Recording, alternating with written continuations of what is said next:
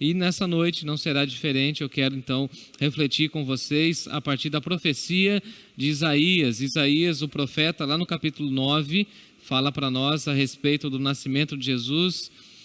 E eu peço que você abra o texto sagrado comigo. Eu leio o versículo 6 e versículo 7 e você assim poderá me acompanhar, tá bom? A Natália colocará aqui na tela e você terá acesso ao texto sagrado.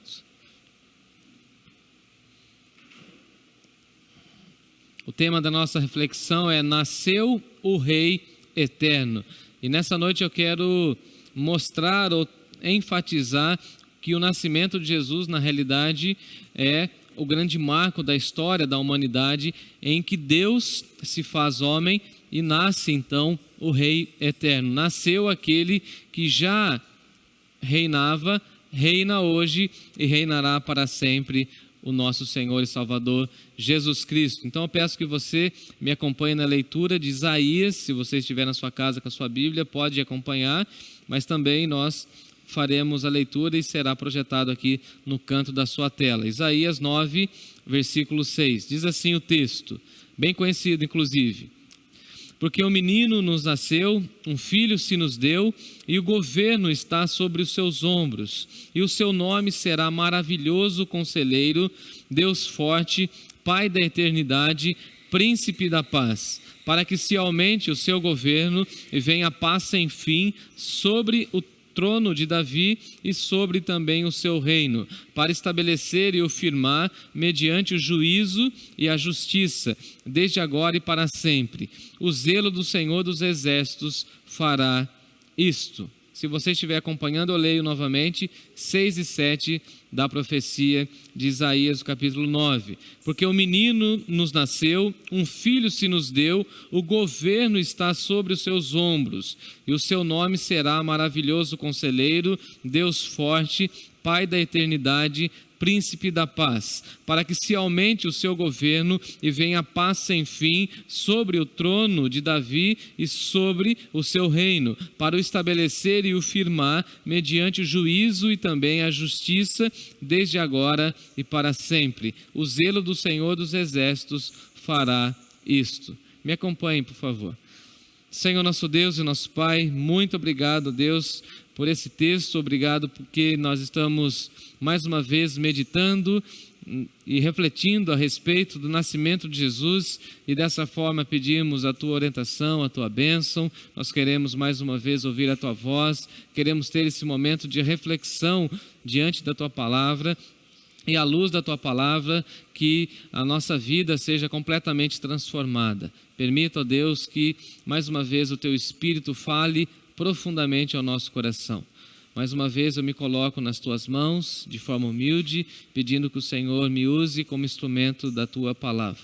É no nome de Jesus que eu oro e agradeço. Amém. Amém.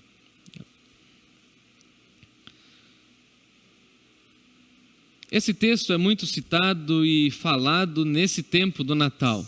E durante o ano eu citei e falei algumas vezes a respeito desse texto do nascimento de Jesus, porque o texto é muito conhecido e recitado nessa época, mas o texto fala do governo, do reinado de Jesus. E assim como nós encerramos a leitura e a explicação e a exposição do livro do Apocalipse, nós pudemos contemplar que no final do livro do Apocalipse nós temos Jesus reinando para todo sempre, e na realidade nós temos essa profecia já muitos e muitos anos atrás, lá quando o profeta Isaías viveu e assim falou a respeito de Jesus, profetizou sobre o nascimento de Jesus e disse que ele inauguraria o reino de Deus. E ele então Jesus começa pregando o arrependimento e chamando as pessoas para uma nova vivência com o Senhor e dizendo que o reino de Deus estava sendo inaugurado. Então, dessa forma, o reino de Deus é inaugurado com a presença física de Jesus,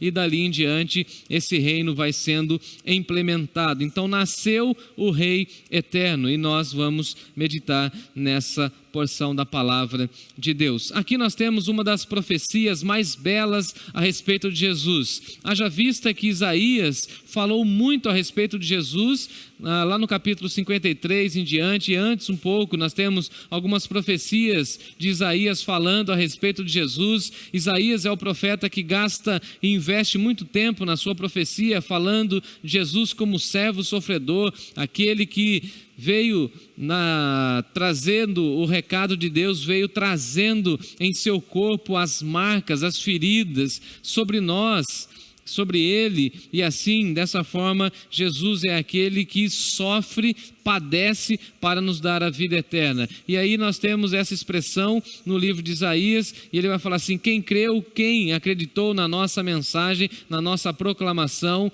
Isaías também profetiza a respeito do nascimento de João Batista, e ele fala que João Batista veio nivelar o caminho para o Senhor Jesus. Isso também nós temos revelado na profecia de Isaías. Isaías inclusive disse que Jesus não tinha nenhuma beleza estética humana aparente, ele era uma pessoa extremamente comum, não havia nenhuma beleza fora do seu padrão cultural e social da época, a fim de que as pessoas pudessem olhar para Jesus e perceber que ele era uma pessoa extremamente diferente. Assim como o homem, ele representava ali a nossa humanidade e tinha também essa nossa mesma feição. Ele tinha os traços muito parecidos com as pessoas que moravam naquela região, na cidade de Nazaré, onde ele conviveu, nasceu ali na cidade de Belém e conviveu depois muito tempo na cidade de Nazaré. Até tem um preconceito bíblico, né?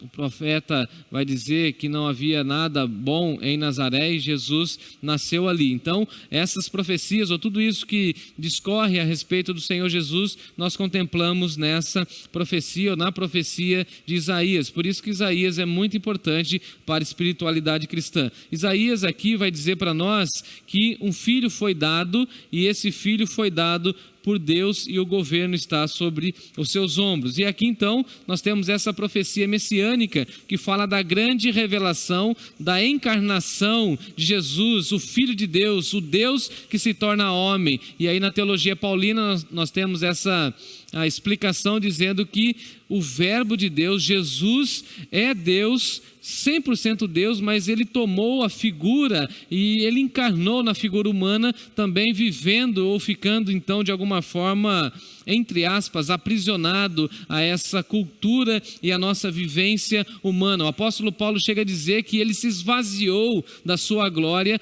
para viver como um de nós, sofrer como um de nós, pagar o preço de ser um filho de Deus obediente às Escrituras, o único servo obediente, o servo sofredor, aquele que leva o plano de Deus de forma integral até o final. E nós temos então essa proposta da revelação de Deus simplesmente incrível, eu diria até indescritível, porque Jesus se faz um de nós, vive as nossas mazelas, sofre com todas as intempéries da vida. Jesus tem, como nós conhecemos, e nesse tempo falamos muito a respeito do nascimento de Jesus, tem um nascimento de uma forma muito simples. Ele nasce numa manjedoura, ele nasce entre os animais, ele tem uma infância simplesmente simples, os seus pais são pessoas comuns, e assim Jesus, ele se limita dessa forma,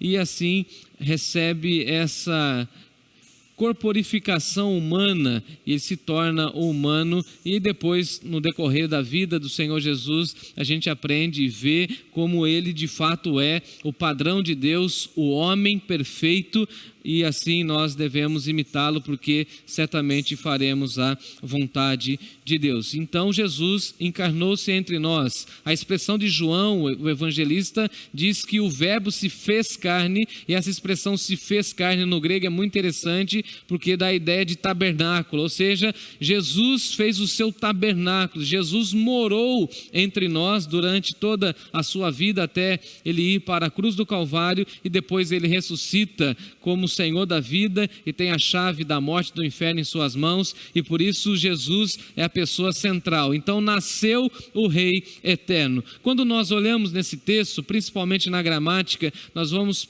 percebendo que toda a construção do versículo 6 está na voz passiva no hebraico. Isso é muito importante, dizendo para nós que tudo aquilo que nós temos revelado aqui foi doado, foi manifestação da graça de Deus. Então, se você acompanhar o texto diz assim: porque o menino nos nasceu, e esse menino que nasceu foi enviado por Deus, ou seja, Deus estava por trás da ação de enviar o seu filho. Um filho se nos deu, então mostrando como Deus é generoso, como Deus é doador. Então o doador da vida enviou Jesus para nos salvar. Então o Natal traz essa mensagem de que Deus amou tanto a humanidade, Deus desejou tanto que eu e você ficássemos com Ele na eternidade, que nós tivéssemos a nossa vida remida, comprada pelo sangue de Jesus, a tal ponto em que Jesus é enviado pela parte de Deus. Então a profecia de Isaías diz o seguinte: porque um menino nos nasceu Jesus, e quem enviou esse menino para nascer foi o próprio Deus. Então nasceu esse moço, melhor dizendo, esse menino que se tornou moço, depois jovem, e cresceu e se tornou um adulto e morreu na cruz do Calvário. Um filho se nos deu, e aqui nós temos essa revelação da parte de Isaías dizendo que Jesus foi enviado. E aí nós temos a complementação dessa profecia quando o texto diz lá em João capítulo 3:16, que você conhece de cor e salteado: Deus amou o mundo de tal maneira, de uma maneira incrível, inexplicável, que deu o seu Filho unigênito. E aqui nós temos então mais um texto que muitas pessoas fazem uso dele para eventos evangelísticos, e é claro que nós também utilizamos, mas também fala a respeito do Natal. Deus amou o mundo que enviou o seu Filho. Deus amou o mundo de uma maneira completamente gigantesca, a ponto de entregar o seu Filho, o único Filho unigênito, único de uma espécie, para que todo aquele que nele crê, então quem crê em Jesus não vai perecer, mas vai ter a vida eterna. Então nasceu o Rei eterno, e nós precisamos também doar a nossa vida, a nossa existência, a fim de que compreendamos tudo aquilo que envolve o nascimento, a vida, o ministério, o sacrifício e, acima de tudo, a ressurreição do nosso Senhor e Salvador Jesus Cristo. Um filho se nos deu, um menino nasceu, e todo o governo está sobre os seus ombros. E aqui nós temos duas questões que eu quero levantar com os irmãos nessa noite. Em primeiro lugar, é a identidade do Messias, como o Messias é identificado, e depois eu quero explicar um pouco a respeito desses nomes, e depois em segundo lugar, a respeito da missão do Messias. E então eu quero que você me acompanhe, e eu vou então falar um pouco da identidade do Messias. Jesus é o Filho dado por Deus, e ele recebe um nome que tem 4 significados. Na realidade, estudando um pouco, são 4 ofícios da corte, e é muito interessante isso, porque Jesus tem um nascimento nobre, mas não nobre porque ele nasceu num palácio, não nobre porque ele nasceu envolto à riqueza, mas nobre porque ele recebe uma missão simplesmente singular da parte de Deus. Então o nascimento de Jesus é algo nobre, que vai trazer para nós todos esses significados de ofícios da corte, ou seja, Jesus recebe títulos maravilhosos aqui, e cada título falando de uma especificidade da atuação do Messias e da forma como Jesus vai atuando como o Filho de Deus. Então os 4 títulos atribuídos à criança, ao bebê, ao Filho que foi dado a nós, ao Messias, só pertencem a Deus, ou seja, Jesus recebe os mesmos títulos que o Pai, mostrando a sua coesão com o Pai, assim como ele disse no Evangelho: assim como eu e o Pai somos um, quem me vê, vê também o Pai. Então o primeiro título é Maravilhoso Conselheiro, e aqui nós temos esse título que vai expressar a qualidade de Jesus como guia, como conselheiro, e de fato ele é aquele que vai nos aconselhando durante toda a vida, é aquele que vai nos mostrando qual é o melhor caminho para toda a nossa existência. Jesus é de fato o maravilhoso conselheiro. Não há nenhum conselho de Jesus que é contrário à vontade de Deus. E aqui mora a beleza do Evangelho, porque Jesus vem ao mundo para nos mostrar e nos levar na presença de Deus. Ele é o prossagogue, como eu já ensinei lá do livro de Efésios, é aquele que faz a ponte entre nós, pecadores, e um Deus santo. Então, ele é aquele que nos introduz na presença de Deus, e por isso ele é o maravilhoso conselheiro. Às vezes eu falo isso porque eu fiz um curso de aconselhamento bíblico. Se você quer de fato um bom conselho, busque um bom conselho de uma pessoa que anda com Jesus, porque Jesus recebe esse título incrível, maravilhoso conselheiro. Algumas pessoas tentam dividir essas terminologias, mas na realidade todos os 4 nomes, os 4 ofícios que Jesus recebe aqui são nomes ou são títulos compostos. Então não dá para dizer apenas que Jesus é maravilhoso e que Jesus é conselheiro. Na realidade nós temos que unificar as duas expressões, porque é assim que está no hebraico, maravilhoso conselheiro. Então é aquele conselho que te deixa de boca aberta, porque você e eu sabemos que vem da parte de Deus. Então, se você quer um bom conselho, que você se renda ao bom conselheiro, ao maravilhoso conselheiro, aquele que te guiará para a eternidade, aquele que vai te conduzir de uma maneira fiel. Então, basicamente, Jesus é a fonte inesgotável da orientação. Não há nenhuma orientação de Jesus que não agrade o Senhor. Eu gosto inclusive de pensar naquele clássico hino do cantor cristão, quando diz assim: em Jesus, amigo, temos mais chegado que um irmão, ele manda que levemos tudo a Deus em oração. Essa nossa percepção de que Jesus de fato é o nosso amigo, que Jesus de fato é o nosso grande companheiro. Inclusive, dia desses lembrei de uma canção, na realidade se tornou um hino que minha mãe cantava, Divino Companheiro, falando a respeito desse Jesus que acompanha a nossa vida, desse Jesus que nos orienta a todo momento, desse Jesus que ele é de fato esse maravilhoso conselheiro que vai nos ajudando, vai nos conduzindo, vai mostrando qual é o melhor caminho para a nossa vida. Ele é a palavra, ele é o Logos de Deus, o Verbo de Deus, e assim orienta os seus discípulos sob a orientação e os propósitos do Pai. Aquele que é o Verbo tem muito a nos dizer. Aquele que é a palavra e formou todo o universo a partir do poder da sua palavra, é ele que tem palavras de Deus para conduzir a nossa existência, conduzir a nossa vida, conduzir toda a nossa estrutura, e assim, dessa forma, nós podemos confiar plenamente de que Jesus de fato é o nosso maravilhoso conselheiro. E assim, se você quer receber um conselho bom, um conselho que venha da parte de Deus, busca Jesus e certamente ele vai te conduzir, ele será maravilhoso conselheiro, ele vai te dar um conselho extremamente maravilhoso e você ficará completamente boquiaberto da grandeza do conselheiro que você está, do conselho que você está recebendo e da grandeza desse maravilhoso conselheiro. Você ficará completamente feliz e alegre, porque ele é o caminho, ele é o acesso ao Pai, e aquele que tem acesso ao Pai sabe conduzir as nossas vidas com a sua forte mão. Então Jesus estende a sua forte mão. Quando eu e você estivermos cansados, ele vai estender a sua mão e vai dizer para nós: não temas. Quando nós estivermos sem forças, quando nós estivermos vacilantes, ele vai nos conduzir, vai nos quebrantar. Quando nós estivermos com alguma dificuldade em alguma área da nossa vida, ele sabe nos conduzir muito bem. Por quê? Porque ele recebeu esse título maravilhoso. Ele de fato é esse maravilhoso conselheiro. Ele guia a nossa vida, ele guia a nossa existência. Ele é o Deus conosco, Emanuel. No capítulo 7 de Isaías, nós temos essa profecia falando e apontando para Jesus como o Emanuel, que significa literalmente o Deus conosco. Ou seja, aqueles que se rendem a Jesus nunca mais sofrem de solidão. Eu acho isso sensacional. Nunca estamos sozinhos. E esse é o momento em que nós podemos nos apropriar dessa verdade e internalizar essa verdade no nosso coração. Jesus é o Deus conosco. Você e eu, quando nós nos rendemos a Jesus, nós temos a certeza de que Ele é o nosso grande amigo. Às vezes, ou infelizmente, os nossos amigos nos abandonam, as pessoas que estão ao nosso redor não sequer dão um oi para nós, mas a presença do nosso Senhor Jesus é constante.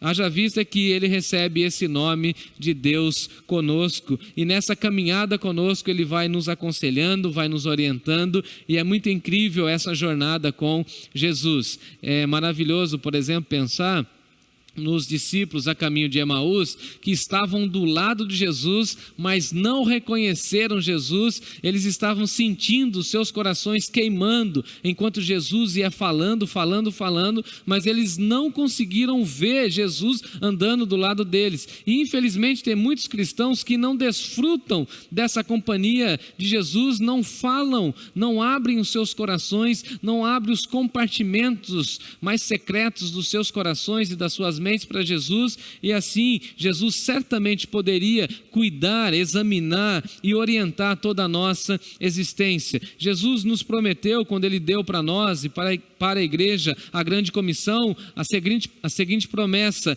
eis que estou convosco todos os dias da sua vida.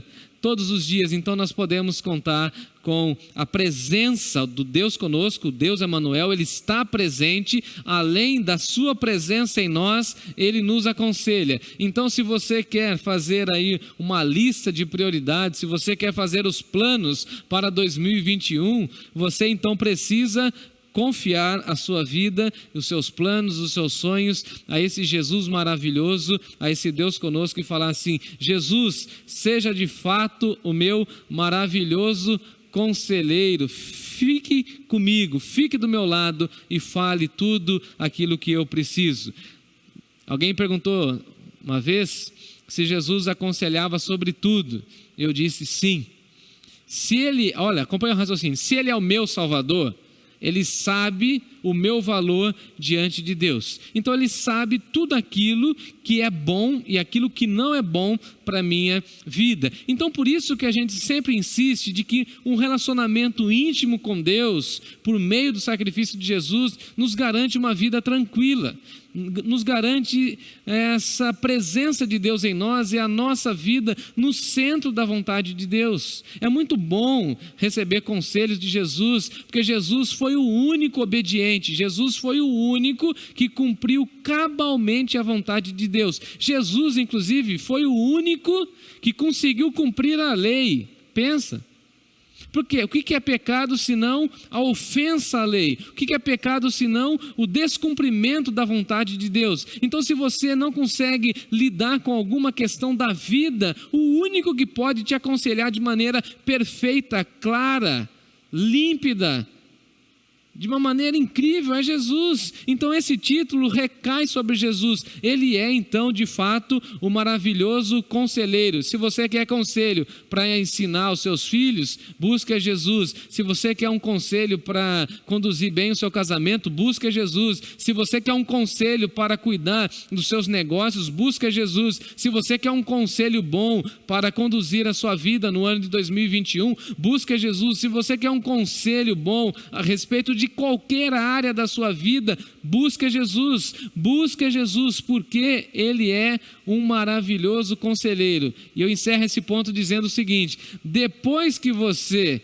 colocar em prática o conselho que você recebeu de Jesus, você vai falar assim: é verdade, esse Jesus é de fato um maravilhoso conselheiro. Você vai se surpreender como é bom ter a vida orientada pelos conselhos de Jesus. E alguém vai dizer assim: mas conselho bom não se dá. Jesus dá. Ele vende? Não, Ele não vende, Ele dá.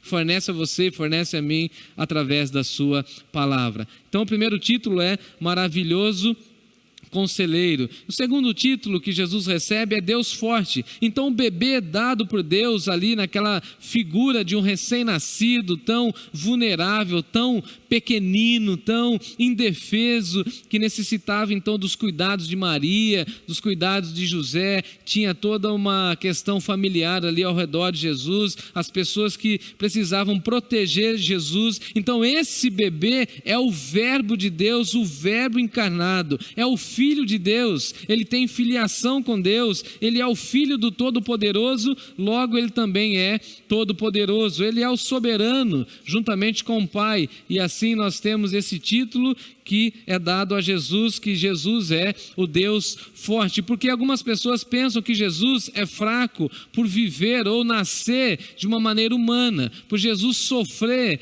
na pele, na carne, no sangue, sofrer na cruz. Inclusive algumas críticas que algumas religiões fazem ao cristianismo se dá nessa esfera. Não, como que pode um Deus que se entrega na cruz? Como que pode um Deus que sofre? E aí está a beleza do cristianismo, porque só o cristianismo tem a encarnação da divindade. Somente Deus o Pai desejou entrar na história humana e assim envia o seu Filho. Então, diante de Jesus, nós não temos um menino frágil, nós não temos um menino vulnerável, muito pelo contrário, nós temos a figura do Deus forte. Se nós temos uma boa compreensão do Antigo Testamento, essa imagem do Deus, o Deus dos exércitos, o Deus forte, essa imagem também recai sobre Jesus. E eu explico, o termo aqui, Deus forte, dá a ideia de poderoso, pode denotar uma interpretação de herói.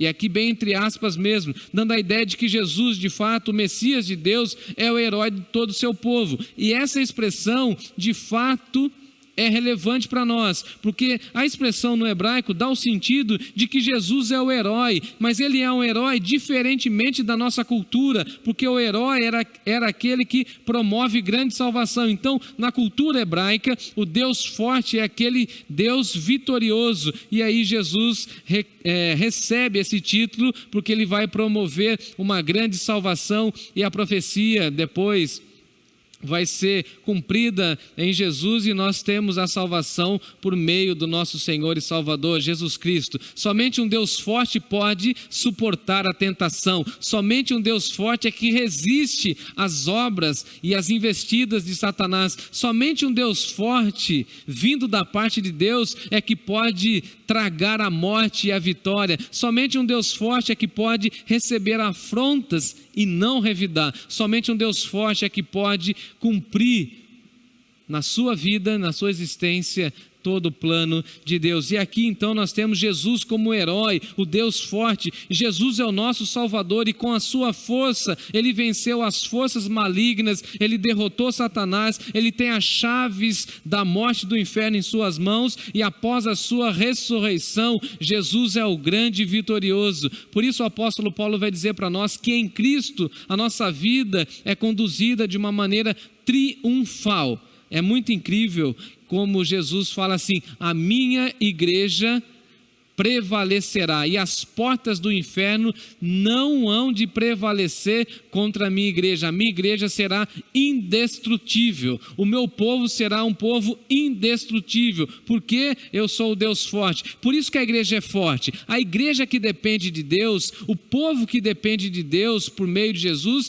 é um povo que reconhece essa força, mas não essa força que vem da nossa própria existência, dos nossos próprios braços, não, mas essa força que vem da parte de Deus. Então o Natal é esse reconhecimento que há sobre nós Jesus, e esse Jesus Salvador é o nosso Deus forte, o nosso herói, o nosso grande Salvador. Então Jesus é o nosso herói e seu nome é maravilhoso, por isso que o seu nome é o nome mais excelso, e não há nenhum outro nome mais poderoso, nenhum outro nome que nós podemos reverenciar, e nenhum outro nome que nós achamos mais força e mais poder, porque ao nome de Jesus ninguém se compara, o nome de Jesus é inigualável. Havia inclusive na época de Jesus uma ideia popular de que o Messias viria como um profeta político, ou até mesmo com grande ênfase, com grande força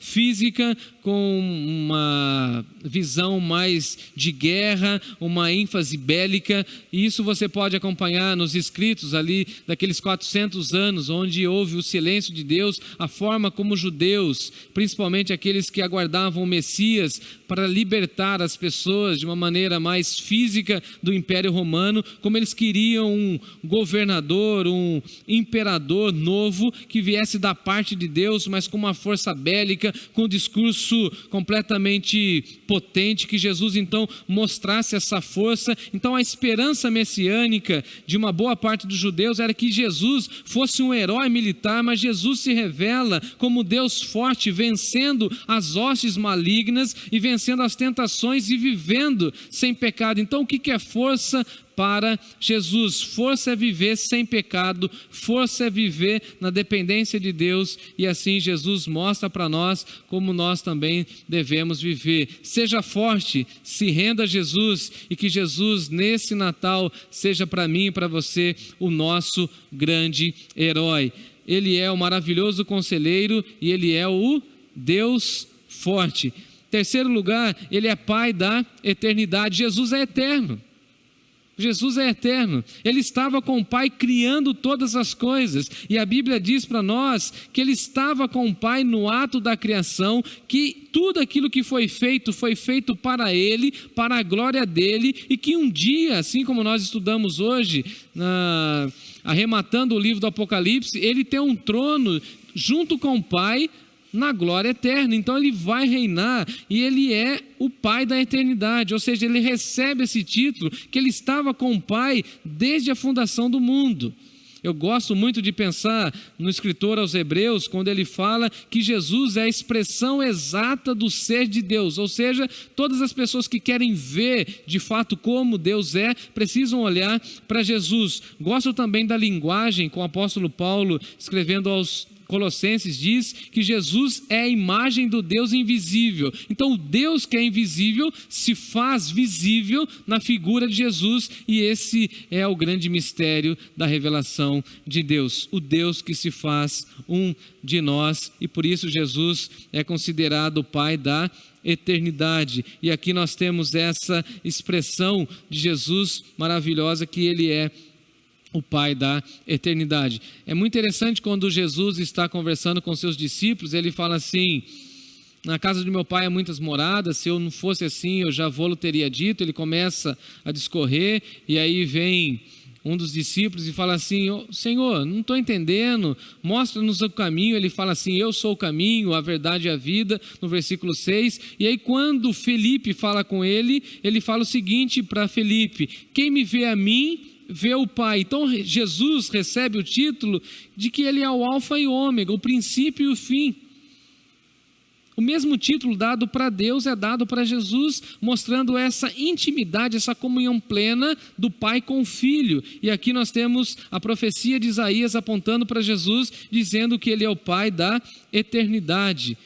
Quarto lugar, Ele é o príncipe da paz, e príncipe é o filho do rei. Isso aqui é muito interessante. Se Ele é o Filho enviado por Deus, Deus o Pai é o Rei, e depois Jesus recebe também esse título de Rei dos Reis e Senhor dos Senhores. E aqui revela para nós a identidade de Jesus como o verdadeiro unigênito Filho de Deus. E aqui nós temos o conceito de filiação de Jesus com o Pai. Assim como o Pai é Rei, Ele também vai reinar para todo sempre. E aqui nós temos essa expressão que Ele é o príncipe da paz. E paz aqui no hebraico é shalom, shalom de Deus. Os judeus sempre se cumprimentam dizendo shalom de Deus, e algumas denominações religiosas também no nosso país, as pessoas se cumprimentam falando assim: a paz de Deus. E aqui na realidade nós temos essa expressão príncipe da paz, e eu quero explicar essa expressão. Shalom é saúde, bem-estar, prosperidade vinda da parte de Deus, felicidade ou ausência de inimizade. Então, paz aqui é como um sinônimo de tranquilidade, de bem-estar, de harmonia na nossa relação com o nosso Deus. Então, em alguns textos, essa expressão é usada para falar da saúde, do bem-estar, mas o que o texto aqui está enfatizando é que Jesus é o príncipe da paz, ou seja, Jesus é o único que pode nos levar a essa condição humana de desfrutar da paz, dessa paz que vem de Deus. Não é uma paz que advém das circunstâncias humanas, não é uma paz que vem do nosso coração, mas é uma paz de Deus que é colocada dentro de nós. É essa tranquilidade de ter a nossa vida resolvida, por assim dizer, na presença de Deus. Não há mais conflitos entre nós e Deus. Nós não somos mais inimigos de Deus. Agora nós somos amigos de Deus. Nós não estamos mais distantes de Deus. Nós fomos aproximados pelo sangue de Jesus. Então o Natal é esse tempo em que nós podemos pensar que Jesus de fato é o príncipe da paz. Então essa paz de Deus só é desfrutada pelas pessoas que andam com Jesus, temem a Jesus. Então somente os salvos têm essa paz porque já tiveram os seus pecados completamente perdoados e resolvidos pela graça de Deus. Falam amém aí, amém, povo de Deus. A profecia de Miqueias, por exemplo, diz que todos os nossos pecados confessados são lançados na profundeza do mar. E eu gosto muito de uma expressão de um autor, quando ele fala que é proibido pescar pecado já confessado, sabia? Porque tem gente que fica tentando lembrar dos nossos pecados do passado. Não, aquilo que foi confessado foi lançado no mar do esquecimento, acabou, já era, está quitado. E aí alguém vai perguntar assim, mas e o conflito? E a angústia? E a preocupação com aquele delito, com aquela falta? Conforme vamos confessando os nossos pecados, a paz de Deus vai preenchendo a nossa existência. Então Jesus é esse príncipe da paz, ele é a personificação da paz e dá a sua paz aos homens. Há um texto que não fala especificamente da paz, mas que mostra para nós esse conceito da paz em Jesus, quando ele diz assim no Evangelho: o ladrão vem para roubar, matar e destruir, mas eu vim para que tenham vida e tenham vida com abundância. E em outros sentidos, em vários deles, mas nesse foco que eu estou dando aqui, essa vida em abundância só desfruta aqueles que têm paz com Deus. E assim nós podemos reconhecer que Jesus é o príncipe da paz. No Evangelho de João ele disse assim: deixo-vos a paz, a minha paz vos dou. Eu não vou lá dou como o mundo a dá, não vou enganar vocês, eu vou dar a paz que vem da parte de Deus. Agora, chegando nessa fase final do ano, algumas pessoas ficam pensando que a paz vai vir do dinheiro. Outras estão pensando que a paz virá com a vacina. Outras pensando que a paz virá com o decreto da ONU. Agora vamos decretar a paz mundial. Enquanto nós, no Natal, temos que reconhecer que nasceu o príncipe da paz. Nasceu aquele que vem governar com a paz. E a expressão aqui vai refletir para nós essa Shalom de Deus, essa paz que vem de Deus. E esse é o meu desejo, essa é a minha oração, que você desfrute do nascimento de Jesus. Nasceu o Rei eterno, que você se submeta a Jesus, que você desfrute dessa paz que vem de Jesus, que você receba dele conselhos maravilhosos, que você faça de Jesus o seu herói, que você confie nele, deposite a sua vida nele, porque Jesus falou o seguinte: em mim tenhais paz. Não há paz fora de Jesus. E todas as profecias apontavam para o Messias, dizendo que ele, de fato, seria o príncipe da paz. Por exemplo, já estou concluindo, Miqueias, apontando para Jesus, falou assim: este será a nossa paz. Nascerá aquele que vai trazer a paz sonhada à humanidade. Isaías aqui diz para nós que ele será o príncipe da paz. Então, para nós, a paz não é um conceito. Para nós, a paz está em Jesus, está na pessoa de Jesus. E essa paz só desfruta aquele e aquela que se rende a Jesus. Porque o governo, a justiça, o juízo, tudo está sobre os seus ombros. Então nasceu o rei, mas o rei que não vai governar somente por um período. Jesus não é um político que vai reinar por 4 anos. Jesus não é um rei humano, não, Jesus é o rei eterno. E a missão desse rei é governar para sempre. O anjo, quando traz a notícia e fala a José, fala o seguinte a José: este será chamado Filho do Altíssimo, Deus o Senhor lhe dará o trono de Davi, seu pai, e ele reinará para sempre sobre a casa de Jacó, e o seu reinado não tem fim. Quem se rende ao Senhor Jesus e quem reconhece que ele é rei, reinará com ele para sempre. Glórias a Deus, aleluia. Quem se rende a esse rei, recebe o prazer, o privilégio de reinar com ele para sempre.